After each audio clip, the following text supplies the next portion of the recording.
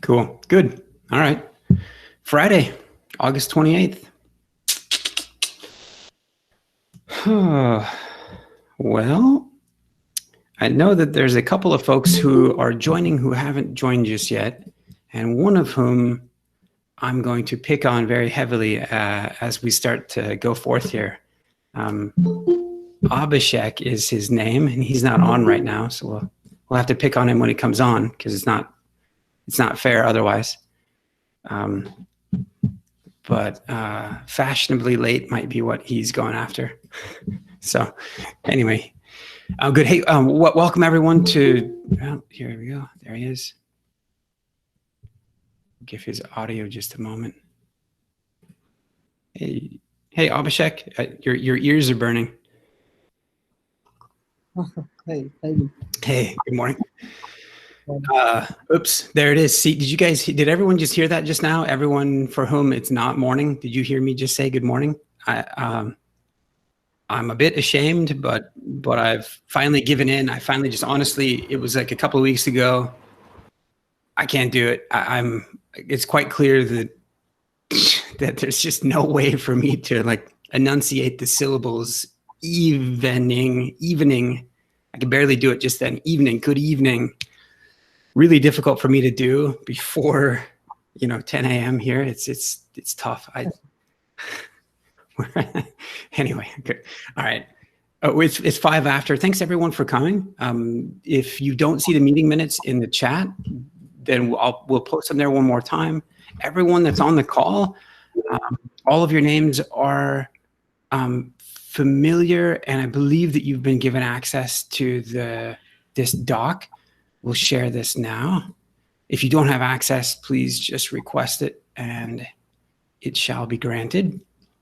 If you're new on the call for the first time, a couple of quick housekeeping items, and that's to say that the Layer5 community has a couple of calls a week, or few, and this one is maybe the largest of them. This one has the broadest agenda. Its agenda is primarily formed by you, by the things that you're working on within the projects, by other things that are happening in the ecosystem. A lot of times we'll talk about different conferences that are going on that are relevant to the technologies that we're using here. There's a lot of you that end up presenting at conferences based on the work that you've done. For some of you, Ruth, some of you are out there and doing that for the first time. We couldn't be more pumped for you, more excited for you.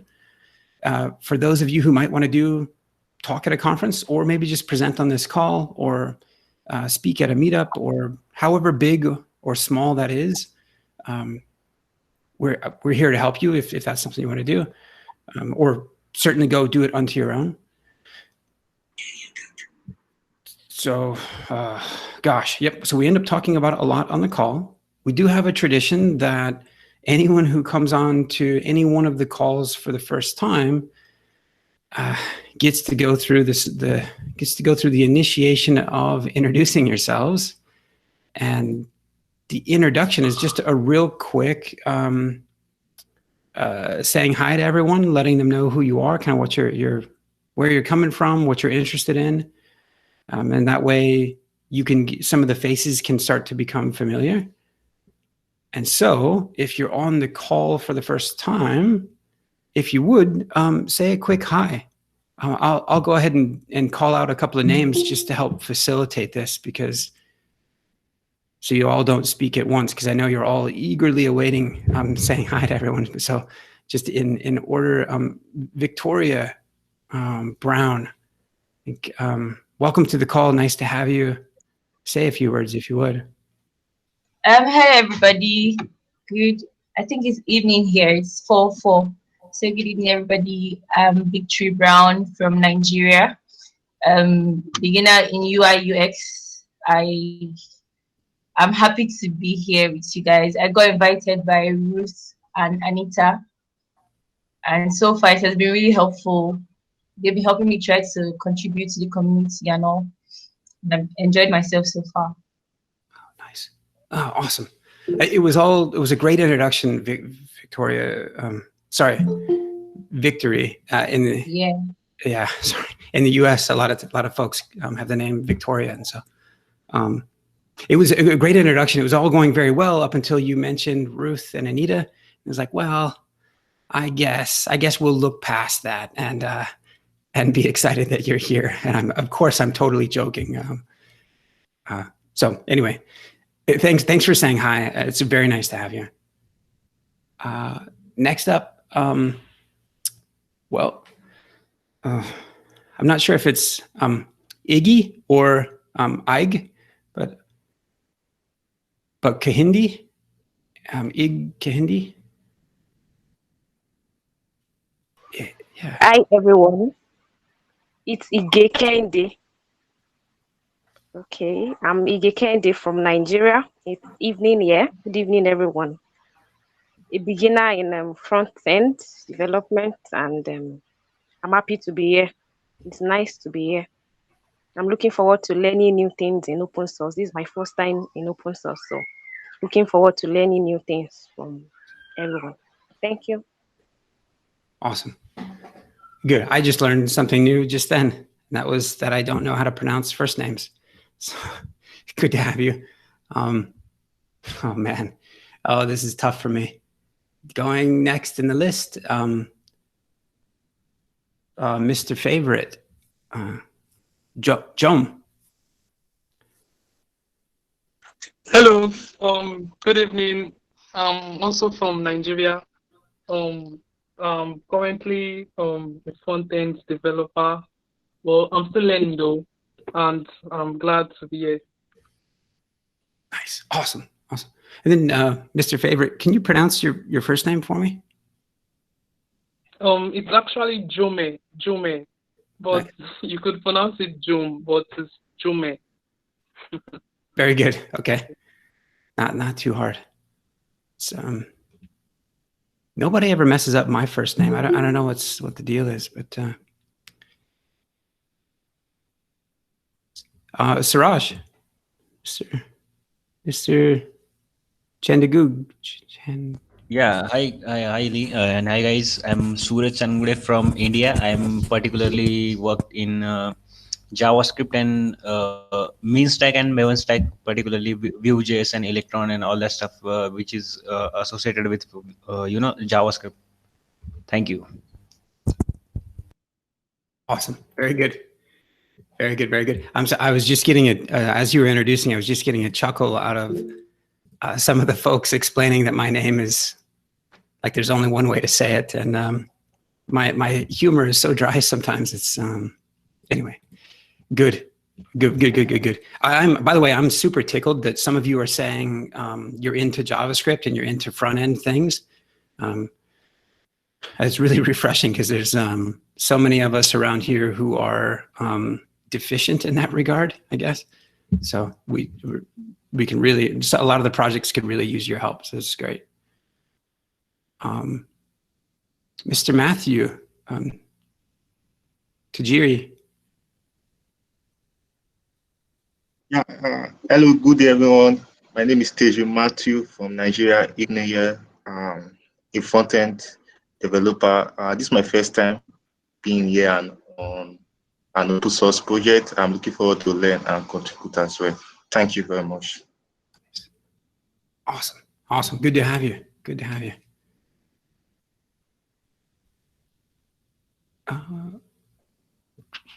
Just scanning through the list. Oh, Anthony J.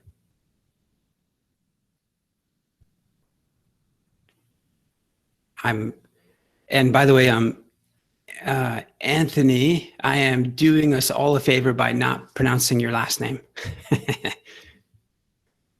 and sometimes, yeah. Hello, good evening. So it's not really difficult to pronounce my last name. It's just Oyakilome. Very easy. Okay. All right, good. So I think everybody should stick with Anthony. My name is Anthony Oyakilome. The J stands for justice, and I'm from Nigeria. So, like the other guy said, I was invited by Anita. This is my first time on the call. Thank you very much. Awesome. Also, I'm learning front end. I'm learning front end, but I'm learning front end. So Awesome. Very good. Yeah. Anthony, you got me actually when you said your last name was easy to pronounce. I thought you were being serious. So yeah. Good. Cool. Oh man, good. Yeah, I'm stoked. All right. Well, we've got a few different things to chat through today. If hopefully everyone has the link to the meeting minutes, we'll jump into there. I don't know how many announcements we have in the community. The nice thing is that with the collection of us that are here, there are any number of you who probably have your own announcements, or any number of you that have your own topics. The agenda really is defined by you. And I thought someone was, yeah, there we go. It's really, we really got to change off of Google Meet or something else. We're going to go through and make sure everyone has like an explicit invite to the call because I think that will help ensure that everyone can just join. If not, I think I've been talking about it for like 6 months. We'll just, Shriti, could you just help make sure we just switch to Zoom or something? In that way we can. Yep, I'll switch it for the next Okay. meeting, definitely. Oh, thank you. Thank you. Good. So one thing I was going to say and try to be welcoming and encouraging of all of you is that the agenda is defined by you. There's a lot of projects going on within the community here. There's a lot that some of you have already done. This forum, this venue is a really good one to show off your works, even if they're in progress. Or sometimes just raise up an idea as to whether or not others you want to collaborate or think it's a good idea or not, to get some feedback. This can be a nice forum for, well, not only this call, but Layer5 itself. It's intended to be a platform for anyone to hoist themselves up onto and launch from, really. Some of you, I'll warn you, should be careful. The intention is for you to hoist yourself up on the platform and then not necessarily launch somewhere else, but stick around permanently. So be careful. Watch out if that's not what you desire. Otherwise, in general, there's some things that we desire for all of you. I would say that anyone who's putting in time or effort here, it's certainly our goal that you're getting more out of your time than you're putting in. If you've been here a while and you come to find that that's not the case any longer, please say something. Please, we'll get you onto something else, or help you move on, help you. There's lots and lots of people to meet within this community, but many, many more to meet outside of the community. We engage in a lot of other communities. And so for some of you, this may be your first and maybe your last time on the community call. The reason I say that is not to encourage you not to come back, but is to say that it's just an organic thing that people will come and go. Anirudh, I'm going to pick on him to say Anirudh had come to the community. I'm not sure if it was 8-9 months ago. Spent some time, hang out, impacted, did some things, met some people, got caught up in school and doing well on exams. I think got caught up on a high score in Call of Duty, if I remember, Anirudh. And then and then has come back and is significantly impacting on one of the projects. I've got my fingers crossed that he might be able to show a little bit of that work today. But my point of saying all that is that please don't feel embarrassed or bad or like you're obligated to stay around and be here every single time. Life happens, stuff comes up. Maybe some of the tech that we're looking at after a while just isn't that interesting or it's not relevant to your focus, and that's perfectly fine. If you would, I think my only ask in that regard is that that you just signal, just say, hey, I broke my leg, I got a new job, I'm having a baby, I'm getting married, or what, or hey, I'm not interested anymore, or whatever that is. Mostly so that we don't hound you to finish up an issue that you were working on or whatever it is. It's totally natural for people to come and go. So don't feel bad. All right, good. So having said all of that, I think Yusuf will go ahead and deliver that. Is that right, Yusuf? And Yusuf, I'm totally joking and just messing around with you because it's very nice to have you on the call. Same for Nikita. Same for a couple of other folks who I think will have you introduce yourself on the next call. There's a couple of topics we want to dig into, and so let's start with those. So first up looks like Shriti. You want to take us through this? Sure. Could you click on that link, Tech Primers? So basically, Tech Primers is a platform which produces tutorials for different kinds of technologies, for DevOps, for a lot of technologies. They support that through GitHub repos. And we are planning to have an SG tutorial on it.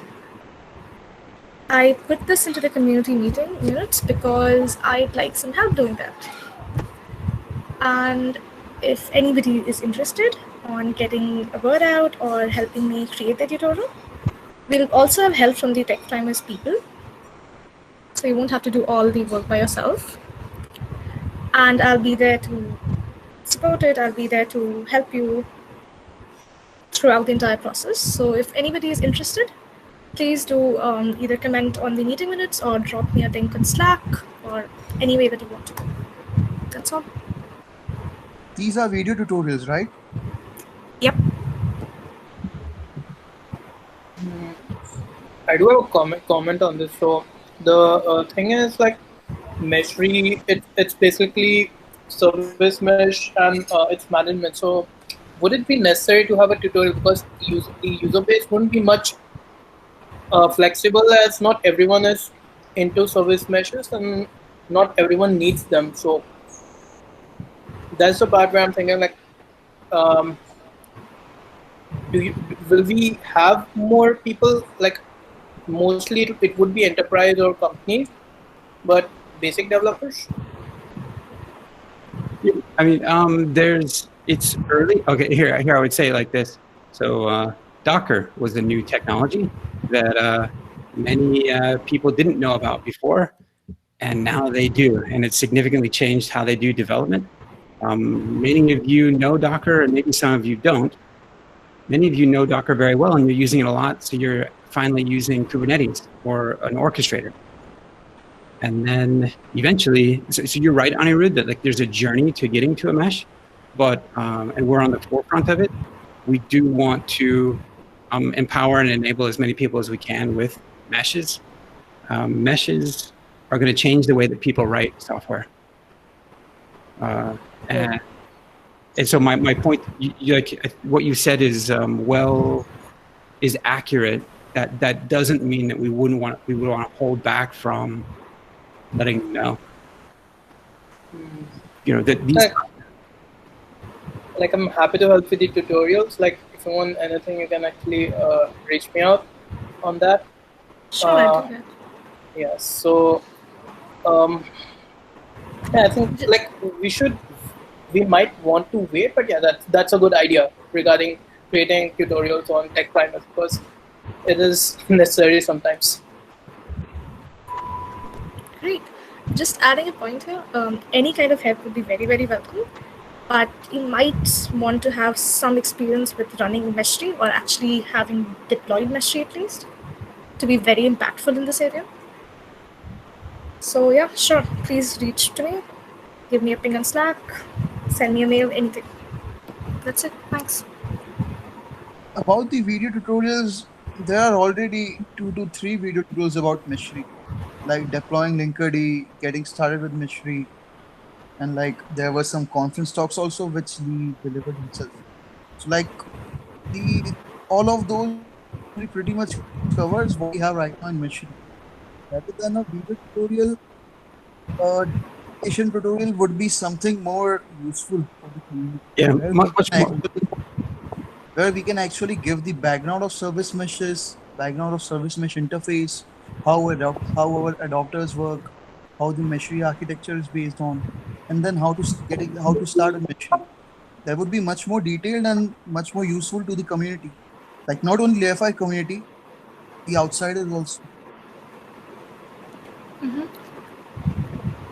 Nice. Good push. Take some notes if you would. Those are all great suggestions. Like we need all of the above videos, and a bunch more that are just introductory. Like you're so right. We need those videos in the community docs here, and then in other community docs as well. Actually, Kush, to that line of thinking, when you think about the notion that Meshery as a project manages 8 to 10 to 12 different other technologies, it either manages them or incorporates them. There should be an explainer video of what Meshery is in each of those communities. Someone should be on the Linkerd online community meetup demoing Meshery and how it interacts with Linkerd, as an example. Yep, you're right.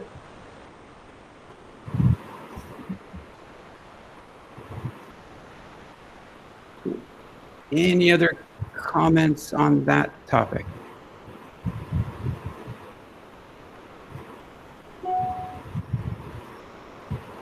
And by the way, just as I'm kind of reading over this question here, Anirudh, you're totally right that that's in part one of the things that excites me about the number of folks that are here in this community right now who actually don't really know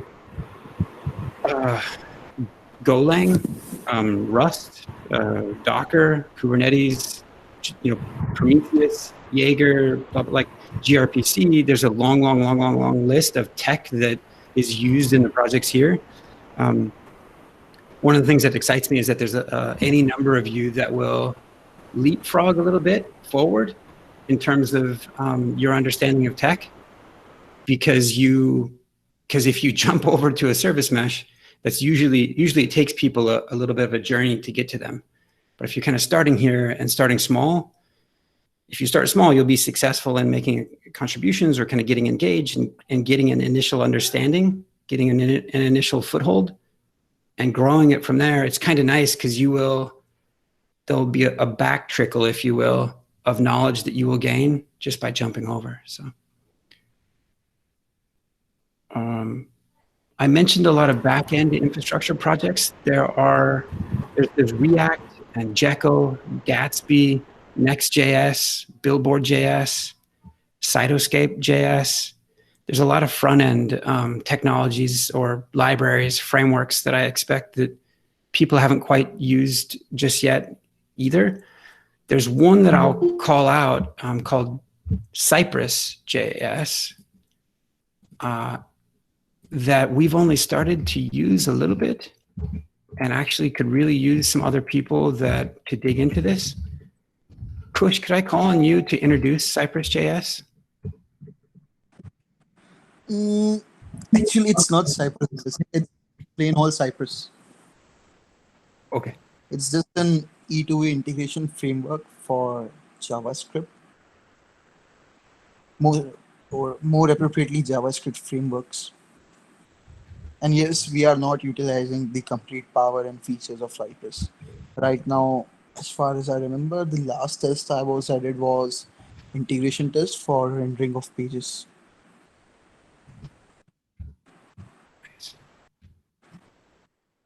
You do me a favor, can you drop a link to Cypress in here so that others might familiarize and gauge? Yeah, I did drop it on Meet. Oh, nice. Should I add it to the meeting minutes? If you would, please. And by the way,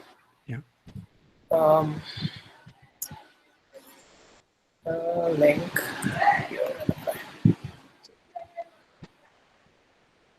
just some quick additional comments about Cypress and whether or not anyone is interested in that area, if you've used JMeter or if you've used Selenium, maybe even Postman, are these good analogies, Kush, Anirudh? Yeah, like not most, like I can comment on Postman because that's more on REST testing. But yeah, Selenium would be a good example. So it's like testing frameworks.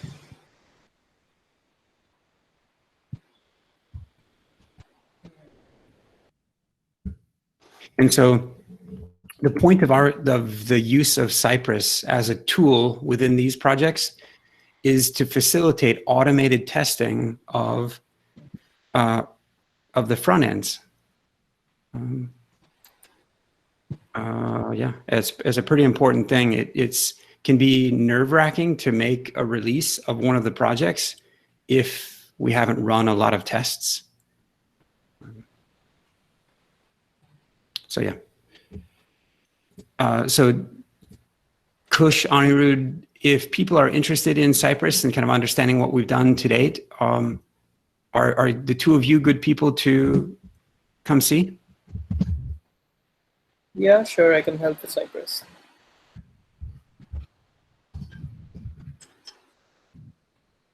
And Kush? Sure.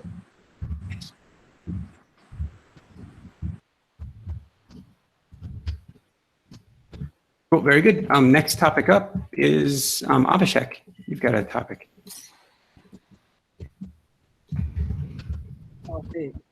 Hey, welcome everyone. So today I'm going to show you guys a sample beta version of the Kuma adapter that has been created for meshing. So Kuma is a service mesh from Com, and we've created an adapter to sort of facilitate and trigger and install or do whatever inside your cluster for the Kuma. Cool. I'll just share my screen and then probably get started with it.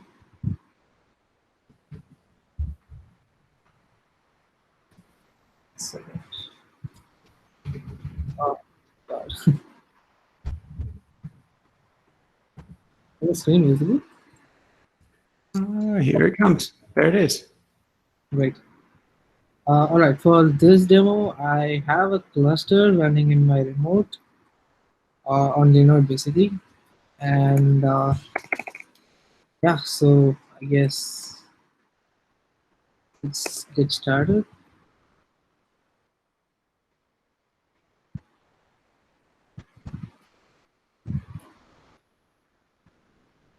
Oops.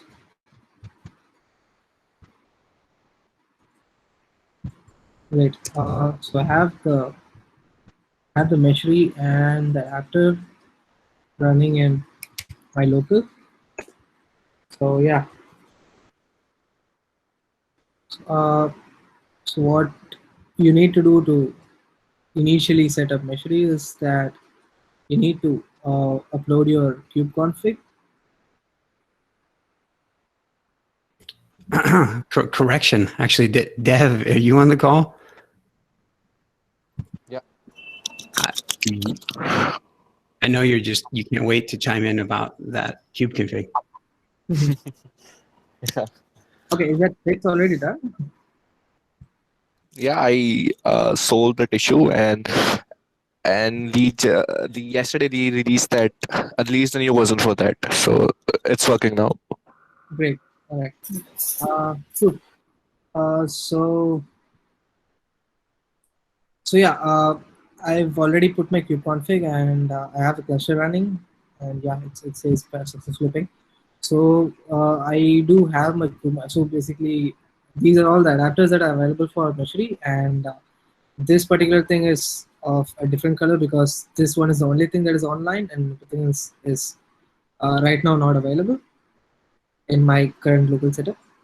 So yeah, let's check if so when you click on it, it does a ping test on the adapter to show to check if the adapter is up. Great. All right. Okay. Why is it visible? Okay. So I have the Kuma management interface in which I have two major functionalities implemented right now, which is to install and delete service meshes, install and delete the Kuma service mesh, and also run an SMI conformance test, basically to check if this particular service mesh is SMI conformant or not. So yeah, so let's try with installing the service mesh and check the logs of what's happening undercover. So if you look at the logs, it says every step that it's following. Basically, the installation right now is with something called Kuma CTO, a command line interface that Kuma provides to install uh, the instance inside your cluster. So we are just uh, so we are just making use of that to get Kuma installed in our cluster. So yeah, it says Kuma is installed, and you'll also get an event in here saying that it's deployed successfully. And in order to verify that, you can basically go to a namespace named Kuma system and check for the control plane, which is yes running. And uh, so yeah, so that's how you verify if the Kuma service bus is running inside cluster. And so now that you've installed the service mesh, let's run a conformance test inside and check if Kuma is conformant with SMI. So yeah, now it says it basically what it does is basically create SMI tool instance inside a cluster, run the test, bring out the results, and then delete the instance. So right now, if you want to check the live action on what is happening under the hood, you can go to the machinery namespace and check for the SMI conformance tool that it just created 29 seconds ago. And if you check out the logs of the container, you will know, or you'll get an idea of what exactly the tests that have been running inside. And yeah, so this takes uh, around almost 4 to 5 minutes to finish this test. Yeah, so I guess uh, let's wait for it. So yeah, so meanwhile, Lee, do you want to engage them with something else? One question I have. Yeah. So the Kuma adapter support which we have currently is it also supporting universal mode? Universal mode In the is sense, it will be running on VMs instead of a Kubernetes environment. all right. The distributed mode, you mean, right? Yeah. So we do have the support for it, but the issue is that we haven't included the option in the UI yet. Yeah. We have not brought the option to the UI yet. Okay. Been working on it basically there are a couple of challenges to make it distributed. Basically, you need a lot of user input uh, to sort of decide the installation. Basically, uh, the different cluster IPs and the VM subnets and etc. So yeah, we are just figuring a way to bring the Okay. distributed installation into the picture. Yeah. So in the UI, I see currently it is like a kube config based. So Yeah. we need to, we need to add a separate. I don't know what is the plan in UI. So once Yeah. I look into that, then I will comment. I will not like to comment now on that. Sure, definitely. We can also discuss in private if you want to catch up. Yeah, sure. Sure. Thanks. Yeah, sure. So I guess it will take a couple of more minutes to get this test done. Uh, does anyone have any questions until now?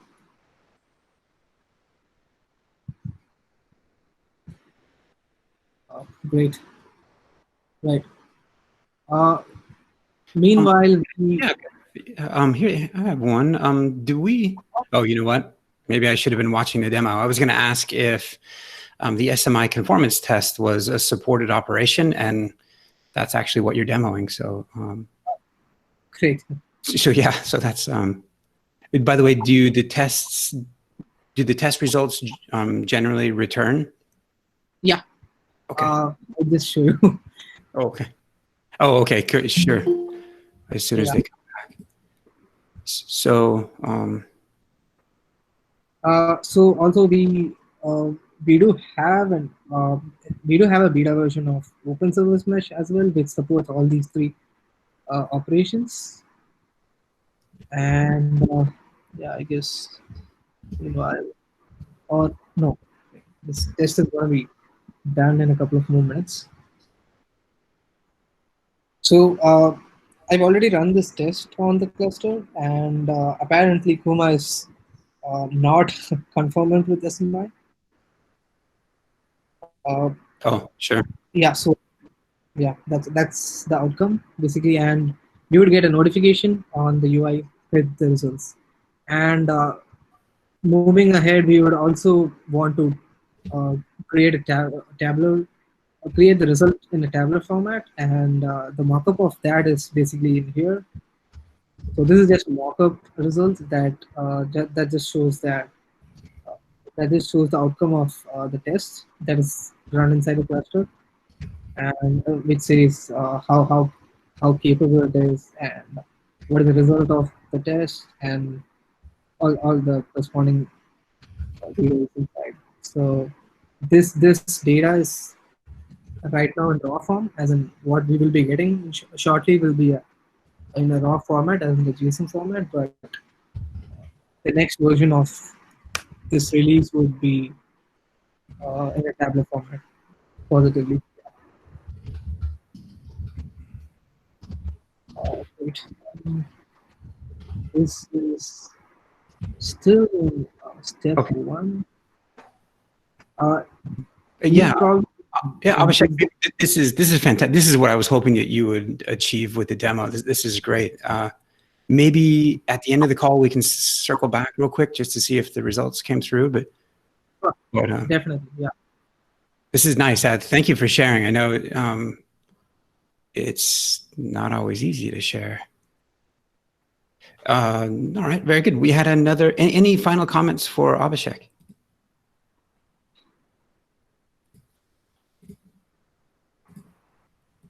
Very good.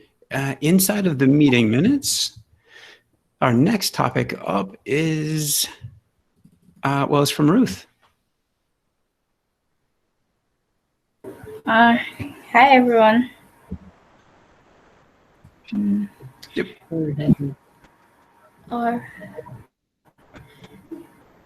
Okay. Lee, can I present? Yeah, please, absolutely. So, sorry, Ruth. I'm interrupting that. You've got the results. Oh, nice. Yeah. Do you want me to share this screen? Should I go ahead or let Abhishek just finish up? Yes. Thanks, Ruth. Yes. So Abhishek, just finish up then. Yeah, sure. Is my screen visible? Great. Yeah. Now we can see the test has been finished, and we also got a notification in which we've got the results in a raw format. Basically, when you pick that out, so formatted, and this shows that the specs were not found. Basically, the test results have failed for all the conditions that we have specified, and yeah, so that's a sample output, and the way it will be shown in the UI is how I showed you in the mockup. This is the way, yeah. So yeah, that's pretty much it. If no one took anything away from this other than this last piece, I think it's a success, which is to say, this is a great example of where there's some UI work that really needs to be done. Otherwise, a lot of effort from Abhishek and a bunch of other folks won't come to fruition. So Abhishek was showing the fact that there's a JSON response, which is hardly human legible, but there's an early mock-up of how to take that JSON and turn it into a nice table in the React-based UI. And so if any of you are React-oriented, Signal, and this might be an easy area to tie off to get kind of a real win, if you will. So, other than that, we're running low on time. So, Ruth, please take it away. Oh yeah, okay. So yeah, I'll say my hi again. Hi everyone. So I want to talk about chaos D&I badging. So just in case you do not know what chaos is, so chaos is community health analytics in open source software. So basically, it's a Linux Foundation project that we measure metrics and analyze community health in open source softwares and communities. So there's a working group called the D&I working group. Yeah. So there's the program going on, a badging program. So just the way you get badges on DevTools when you write like GitHub badges. So there's a project called the badging project. So let me just navigate to that. Yeah. Oh, hold on. Okay. So yeah, so the diversity and inclusion badging. So this is centered into two areas, the projects and for events. So the idea behind this is for a project, for an open source project, as Layer5, so we get a badge for being diverse and inclusive. And from this call, we see that we have like a whole lot of people from everywhere around the world, right? So it shows one step of us being diverse and inclusive, and the community is very welcoming, beginner friendly, and I'm sure everyone here has had a wonderful experience. So this is a good goal for us to get a D&I badge. So this project is actually new. It's not it's still in development. We are just in the pilot testing phase, and like I said earlier, it's going to be like in two phases: project and events for open source projects and for open source events. So in our case, in the Layer5's case, we are in the project area. So for now, the events, we are just kicking starts. We are releasing for events for now. We are not project release will come later, but I just want to make us aware on the project. So what happens, or how we get a badge, the process is just we apply. So if you look here, so let me get to let me go to the project area. Sorry. So this is so if there are metrics actually that for an open source project, there are metrics an open source project should have to get a D&I badge, right? So these are some of the, I think I need to post this in the chat so people can access. Oh, I think there's a link. I kept a link on the meeting minutes. Yeah, so for these are the metrics a project should have. So for documentation, issue tracker, communication channel. So these are the metrics, the questions we are going to be answering, like when applying for a D&I badge. So like I said, this still under, we are still developing the process. It's still under, we have not released, and the first release is going to be for the event area, not for projects. But I'll keep us updated on everything going on till when we start receiving applications for projects.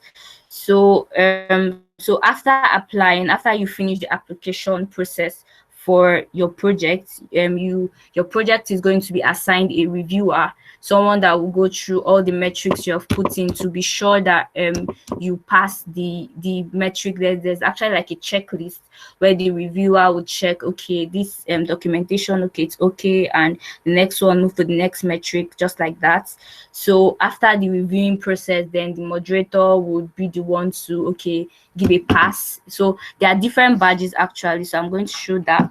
So if you see here at this area here, you'd see like different, but you see the gold badge, silver, passing, and pending. So depending on the metrics you pass, depending on how good your, according to the metrics, so you either get a gold or a silver or a passing or a pending badge, right?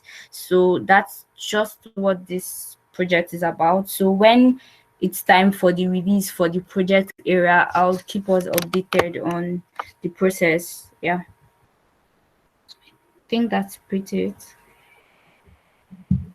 That's awesome. I'm excited about this badge. For those, I put a couple of comments in the chat, which really go into the meeting minutes. There's a project that Meshri specifically participates in today, and it's called the CII Best Practices badge. It's from the Linux Foundation, just like the Chaos group is from the Linux Foundation. There's a best practices badge, if you can see it here, as to like how you would run an open source project in terms of, it's really somewhat security centric in terms of, do you have secure coding practices and various considerations. So as a group, we've participated, and they have very similar levels, silver, gold, or they have a passing, a silver, and a gold, and various criteria that you achieve a certain level of badge if your project is doing these things. And these are all technical, security-oriented things. But in the same vein, we would very much so like for the culture that we have in the community today, which I'm hoping is quite uplifting, inclusive, and thanks to all of you, full of names, so diverse that you're full of names that I can't pronounce. That we would do very well to conscientiously participate in that program as well. So for my part, I really support that suggestion and think we should do it. So speaking of being inclusive, one of the topics that we had to mention today, Shriti, Ruth, Anita, Javier were working on trying to organize another call. Shriti, do you want to talk about this? Yeah, sure.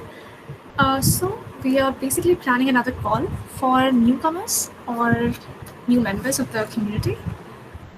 This will take some of the pressure off of some of the people who have been continuously helping newcomers with basic questions about starting out with the projects or learning a few basic things or working with GitHub or just basic questions that need to be answered. This would also give them newcomers a platform to bring up their questions, bring up issues, bring up anything that they are having a problem with, or to get more involved in the community at a more basic level. I'll simply be there as an advisory capacity. This is really more of an initiative by Ruth and Kalichi and Jaber and some other people who will be joining us soon. We'll probably start with this in the next week, I think. It'll be hosted on Thursdays because that's the only day we don't burden you with other meetings. And that's it. If anybody is interested to help out with that, please do ping me. That's it. Awesome, very good. I'm taking some notes, but we had one other demo that we're hoping to get in today. So I'll cut short here and let Anirudh go ahead. If anybody's interested, please do ping me because this is a really good way of starting out a new call. Anirudh, go ahead. Yeah. So let's start. So hi everyone. Like most of you have, like at least some of you have seen the measure interface as of now. And let's share my screen. So this is the current interface for Measure, where you can actually create any through an adapter. You can create a service mesh, delete them, deploy an application, and probably delete them too. Plus, there are some configuration options. So there's a thing like for you to figure out if there's some service mesh deployed, or is there any application deployed. There's currently I don't see a way in here. So to help with that, as well as to visually control most of the heavy load and configuration, we have planned on adding I guess we call it mesh map. And so here's an example of Kiali that I'd like to focus on. So this is basically a service mesh for an application. You could say it's a book page application of the most basic application on with Istio Adapter, and they have a dashboard called Kiali. So here you can see each and every component, how they are connected, and how the traffic routes to each other, as well as the traffic strength. So basically, how much load a node carries and all. And thing is, you can configure everything. You can even have separate versions. You could prioritize a lot of stuff. You could say basically you could give some users the priority to access some version of the product instead of the original version.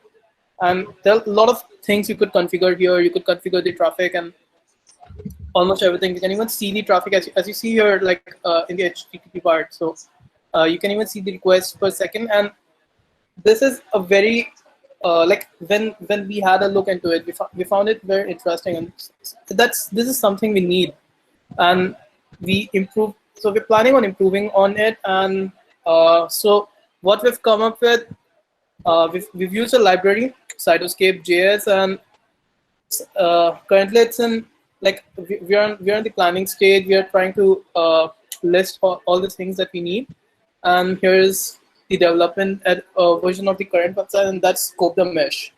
So if you click on here, and basically you can see, so we've created a namespace. We've created two areas. So there's the ingress gateway, there's the product. It has an internal level which has two applications, probably V1 and V2. And this is the gateway. It probably should have many services, even though we have only one here.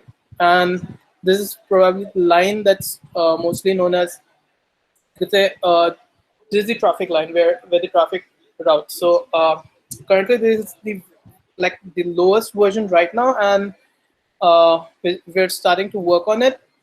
So what we're planning is to have an interface, a visual interface, to start working on the service mesh. You can configure it, you can deploy it, you can even do performance tests. So currently we have performance test, right? So here you enter all these fields, you enter all the options, and you run a test, right? So for this, what if you could simply you could have an interface, enter some parameters, and run a test. And the best thing with React is everything you can actually see the changes. So React supports, so you don't have to refresh a page. You can simply see the changes visually, and so we could give more like a similar view to this, maybe even better, where you could actually see the traffic. You could see like suddenly if there's a load on, let's say we have a load on V1 too much, right? So we can see if consider the load on V1 is too much, and suddenly this line becomes red. So what does it? So we can figure out a configuration where we don't have to work with so much load, and even if we have a load, we can simply change the configuration simply and easily, and you can test every node out. You can load test, you can do a lot of stuff configuration through visually, and that's something we did lack initially, and now I think it's good to say you're on path to getting it done, and we have initial plan on creating the mesh map, and we'd like more people to work on it if anyone's interested. And yeah, we welcome a lot of contributors. In case if anyone wants to try it out, so in GitHub we have a branch for it, and that's mesh map. So you could simply use this and run a development environment on the UI. So as you see, I'm actually running this here. So this the development environment. Simply you do yarn dev, and it'll start loading your development version of the website, and so you can test it out in case you want to have a look at it. And if you'd like to work on it, you can reach me, Kush, Lee, anyone probably regarding this. And I think that's so. What we're trying to do is Kiali. So let's come to Kiali. Kiali currently supports only Istio right now, and as Meshri, our aim is to support some other service meshes, have a common interface for most of the service meshes, and that's why our mesh map, we're planning to make it diverse, so you could actually control most of the service meshes and their configuration, and that's an heads up we're trying to achieve, and that's something we'll be going forward with. So I guess that's more on what I'd like to add on this, and hopefully if Leah has anything to add. Yeah, Anirudh, I have to be honest, I was engrossed in some chat and I didn't see if you were able to demo the context menu in here. And if you weren't, that's okay. I just thought I would, well, actually, I'll let you answer that question.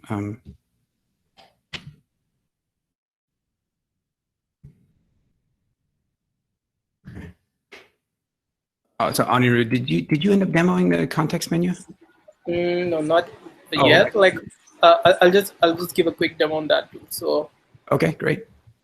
Shredder, that's it. So context menu is basically you could pick an element, and it certainly gives you a menu to choose different options. I've added command 1, 2, and 3. You can add any number of this, but probably the number 4 is better. So what we plan here is we could simply invoke a performance test, or basically get the stats, or anything related to service mesh and its node. We could handle that.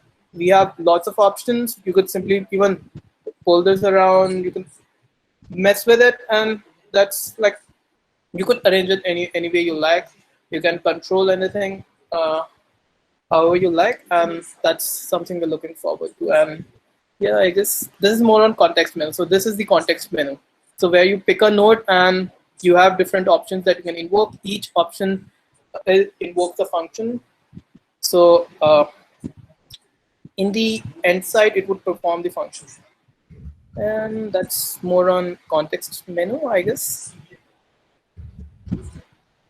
Yeah. Beautiful. Well, thank you very much for that, Anirudh. We're 1 minute over. Does anyone have any questions or any comments, things that we needed to cover today before we conclude? I think I wanted to ask a question about if we signed up for GitHub sponsors. No, we haven't. That's a great question.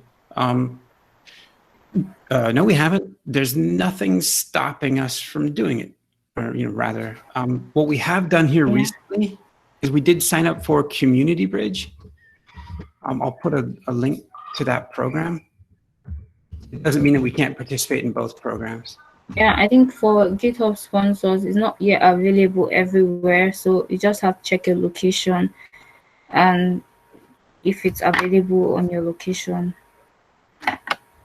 Yeah, I think that's It's not available everywhere yet. Like for Nigeria, it's not available for Nigeria yet. Mm. Yeah. Okay. So Karen, I said GitHub sponsors. Yeah. So I think there's another thing I wanted to say. So I noticed that for some new contributors, one reason I think they might be having an issue, but that was not my case, but I think some people actually start to using GitHub desktop.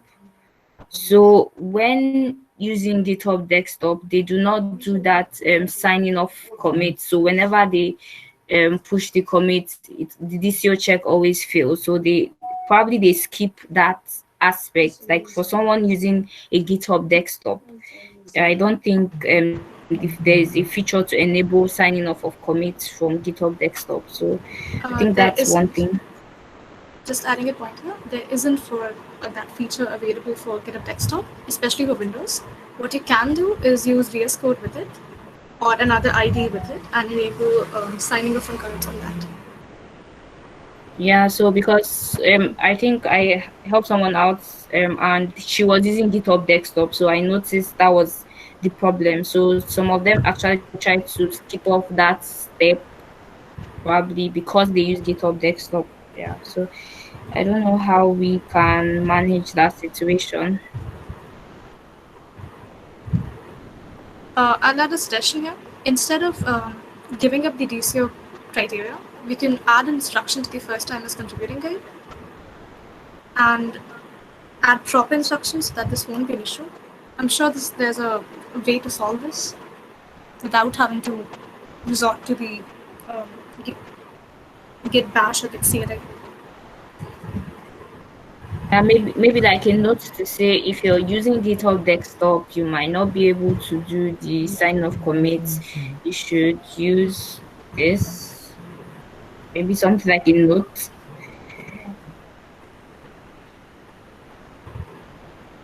Tell you what, Ruth, let's discuss this on Slack as we're already 5 minutes up. Is that okay? Oh, sure, that's fine. very good. Anyone have anything else they needed to bring up today?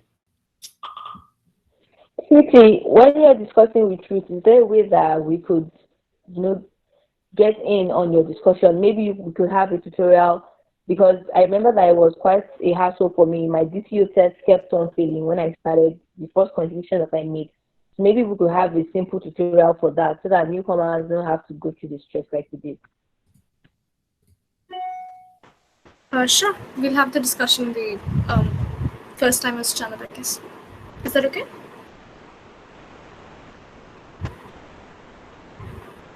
Gavin?